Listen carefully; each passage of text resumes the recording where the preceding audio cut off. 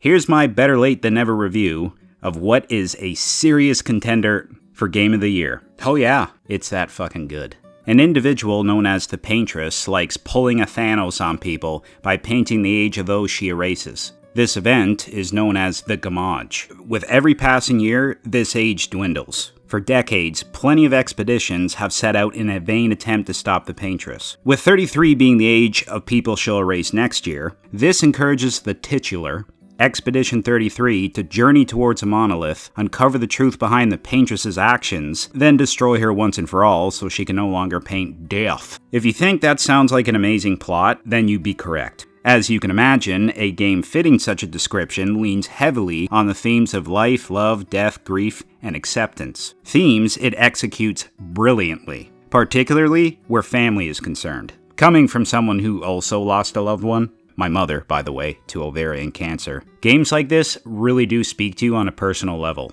This brings me to my next point. Right out of the gate, Expedition 33 hits you in the feelings. And it ain't a love tap either. It kicks you straight in the balls. Then, while you're on the ground, writhing in pain, it keeps kicking you in the balls repeatedly. Expedition 33 also loves pulling the wool over your eyes on a frequent basis, only to violently yank it away from your face. Aside from the emotional and physical abuse the game throws at the player, the game also has no problem making the player have an existential crisis. You might think these are negative points. I can assure you, while this game fucks with your feelings over and over again, it does it in the rightest way possible. The game doesn't overstay its welcome. It's around 30 hours on average. I feel like 30 to 35 hours for an RPG is the sweet spot. Any more than that, and a lot of players will just get bored of the game and want to focus their efforts on other games. An issue Rebirth and Infinite Wealth suffer from. Great games, but god damn! They are almost as long as the extended edition of Return of the King. Despite overall being a bleak game, the game has pockets of solace that make for surprisingly humorous interactions between the party. Ladies, could I interest you in a duel? Definitely a Gestal. You can't help but become enamored by the cast. This is all thanks to the characters being superbly written, with each one having their own distinct personalities and backstories, which, although different, are equally as intriguing as one another.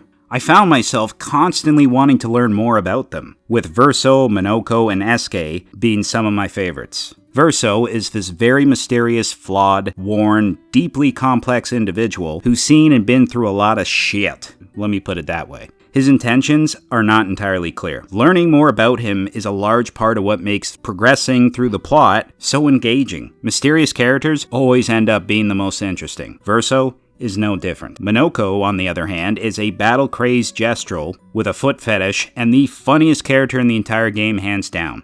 I will never join you again. There will be a lot of fighting, though. Oh yeah, that's true.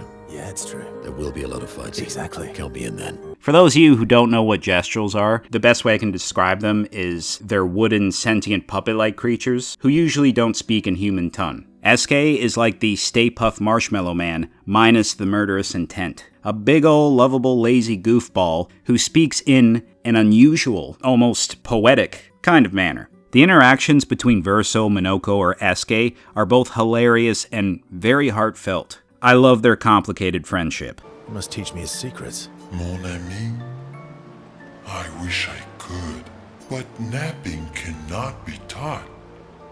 It can only be experienced. We must nap together. Sure, that sounds nice. Utterly destroyed it. I did it in 2 attacks, plenty of damage. There was nothing left. Then there was a giant Pelerin that attacked. It was tough, but I defeated it, no problem. Pelerins are weak. I could have done that blindfolded. And it's always a good thing when games have legitimately likable, capable, compassionate, beautiful female characters. I'm only calling Lune and CL beautiful.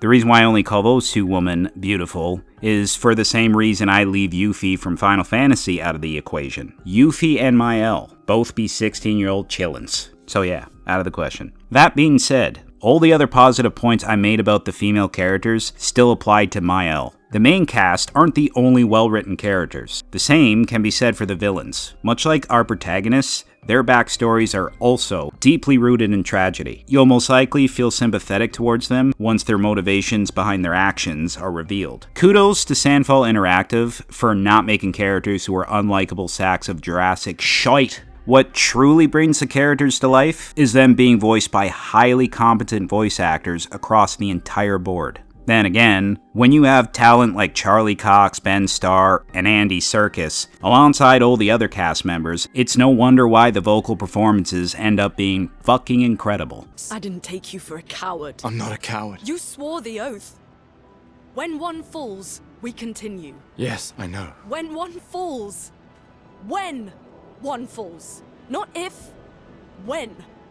The combat has a nice dose of nostalgia, with some new modern touch-ups thrown in, like real-time mechanics that have been implemented into the combat system, including being able to parry, dodge, jump over attack, shoot enemy weak points, or perform QTEs, which will determine how much damage you deal. I love the camera work that's being used during combat. Very pristine and cinematic. It makes every hit you dish out or receive have that much more impact than a simple fixed screen would. Battles remain exciting, fast, and flashy by introducing new enemies with their own attack patterns to master and unlocking new moves on a character's skill tree. With Minoko, it's a little different. Instead of unlocking new skills from the menu for Minoko, you have to defeat Nevrons in battle, while Minoko participates in the battle itself. Once you defeat the Nevron in question, Minoko steals their feet. He then uses it to transform into said Nevron. Now you know why he likes feet so much. Kinky. Each character also has their own special abilities. For example, Gustav has the Overcharge ability, where his prosthetic hand collects lightning. Dear lord. The more you charge it, the more damage it inflicts on enemies. Later on in the game, gradient attacks come into play. They are highly damaging attacks that can be performed by both your party and enemies alike. Combat is all about trial and error. There's a high probability you'll end up taking a lot of hits and dying several times before you can finally get a firm understanding of the enemy's movesets. Naturally, this all depends on the difficulty you choose. Even on normal mode, I thought the game was plenty challenging. I must have died at least 100 times. One of my critiques about the combat is the parrying system. Sometimes it does work really well, while other times it can feel a little off, whether it's the delay in parry animations or enemy attacks. I'll admit, there were times I got hit because it was my fault. I can't say the same about other moments where I'm more than certain I pressed the button at the correct time, only to end up getting hit anyway. The whole parrying mechanic thing, it's a really cool concept with a mixed execution. Only my opinion, of course, you are free to disagree. All I ask is that you keep it civil. Your opponents and the source behind the game's difficulty are the aforementioned Nevrons, who are typically these malevolent golem-like beings that want to suck the chroma out of other living creatures. Chroma is essentially a life force and the source of magic within the world of Expedition 33. These bastards typically attack multiple times in quick succession, and their attack patterns are often difficult to predict. If you parry all the enemy's attacks, on the other hand, then you can perform counters. Engaging enemies in a fight also comes with a strong risk/reward mentality. Exhibit A. During this battle, I attacked an enemy head-on. This specific enemy responds by performing a counterattack. If I deflect it at the right time, then I can deal a significant amount of damage. If not, then it'll be me who gets the ass whooping instead. Getting an enemy's moveset down and hitting them back after pulling off successful parries feels so damn good. Design-wise, enemies and bosses are like Tim Burton's Brain, a splash of cosmic horror, and a masquerade ball blended together to create this horrific amalgamation. The good thing about fighting enemies during battles is that they are never random. You will always see the enemies on screen. I prefer this approach over walking 2.5 steps before triggering another battle. This way, you have more leeway about whether or not you want to engage enemies in a fight. Being an RPG, there's a couple reskins thrown in for good measure. Still, it's not nearly as bad as Final Fantasy. Other downsides for enemies include the lack of bestiary. Every RPG should have one. Is it the end of the world? No. Does it make me cry a little bit? Yes. Having a bestiary that you could study to learn more about the Nevrons and their weaknesses would go a long way. Enemy names are not displayed when you choose a target either, only when enemies attack you. It's weird. It's It's very strange. This next point isn't a critique, more like a heads up. One important thing worth mentioning about the enemies is they respawn every time you rest at the flag. The same can't be said for the bosses, thankfully. While I'm on the subject, when I said you have to take hits and die many times before you finally get a firm understanding of the enemy's movesets, is especially true for the bosses. Most of them are challenging, unique, multi-phased, intense battles that test your reflexes. Not only are the fights themselves really good, but their soundtracks and designs go harder than tits in the cold.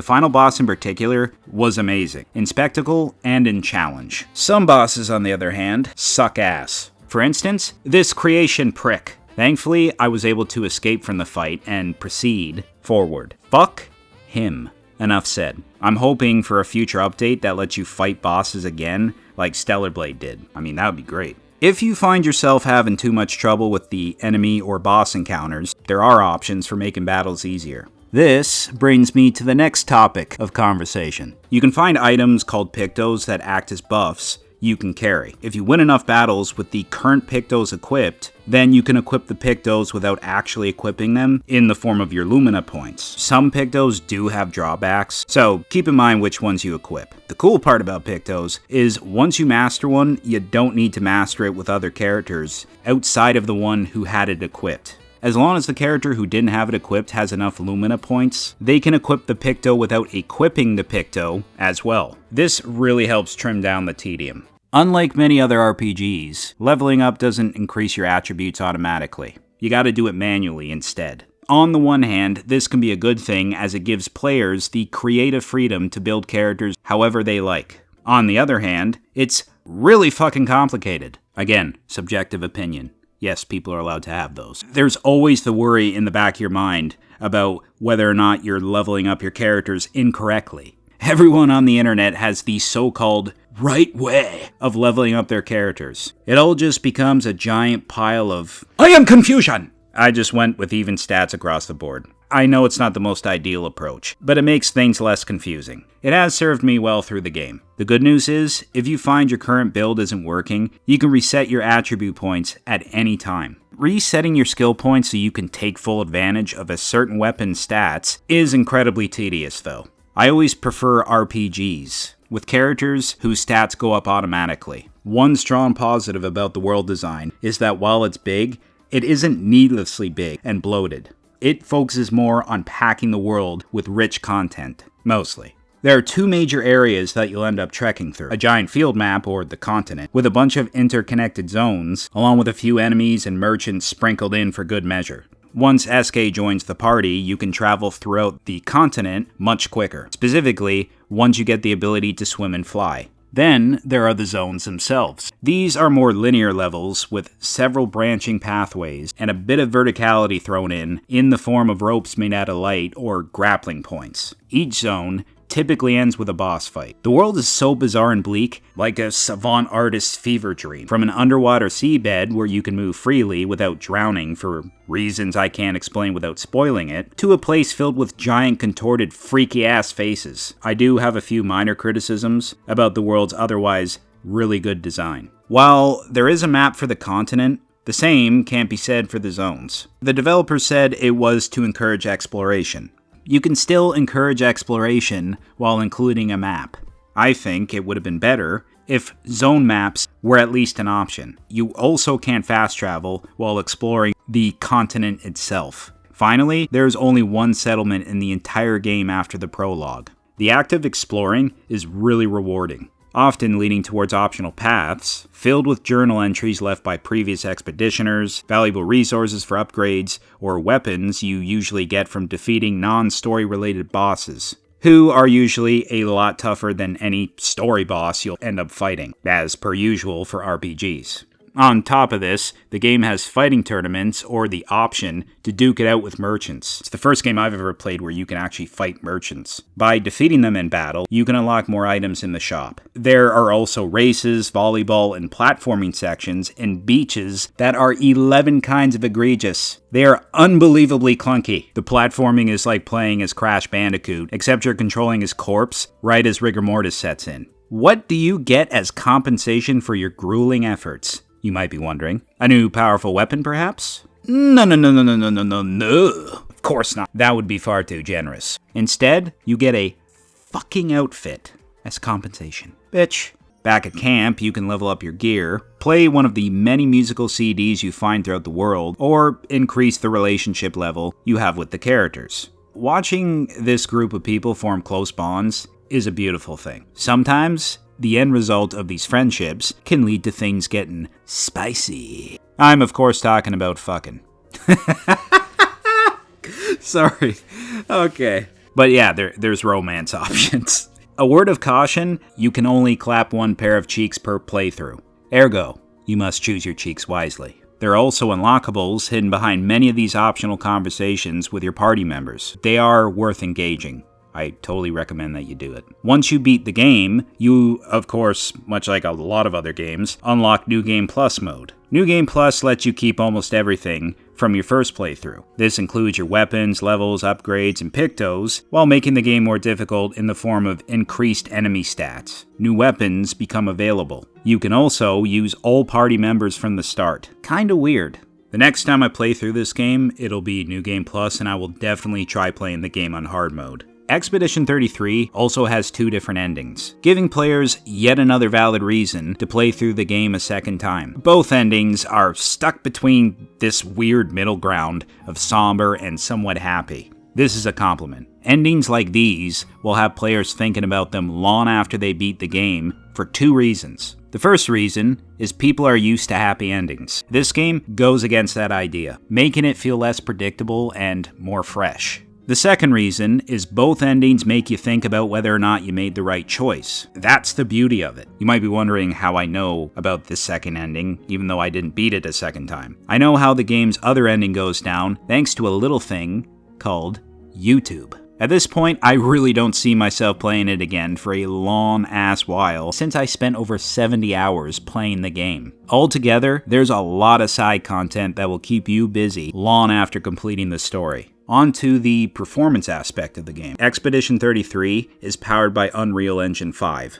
This explains the signature Unreal Engine unprocessed textures you'll see from time to time. I'm aware a lot of other games not running on the Unreal Engine do the same thing. In the case of the Unreal Engine, I think the pop-in for textures or objects is a little bit more noticeable.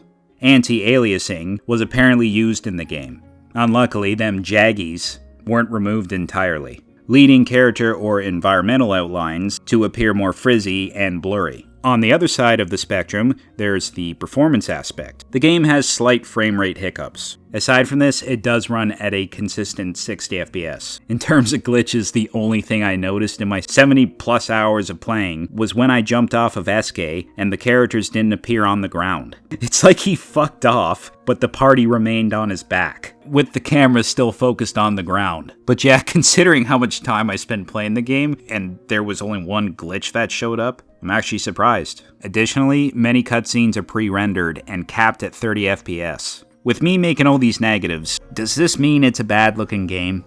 Absolutely not. It's still got a lot of gorgeous vistas, lighting, character models, and most importantly of all, jiggle physics. The soundtrack is a flawless reflection of the hauntingly beautiful world the game takes place in. Then out of nowhere, the sorrowful, frantic music transitions into something far more calm, upbeat, and funky. As if some other game's soundtrack hijacked the one in Expedition 33 at gunpoint. But yeah, that music still sounds really good. Like, for example, Minoko's battle theme. Certified banger.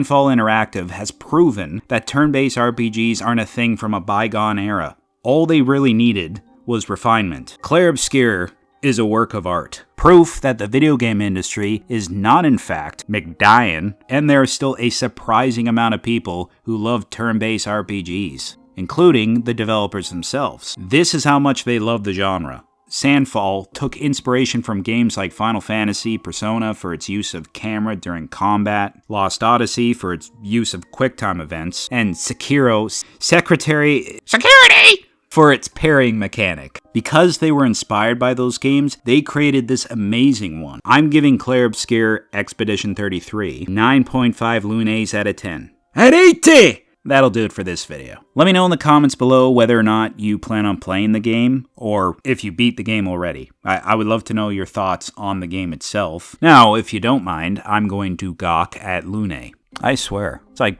Tifa versus Aerith all over again.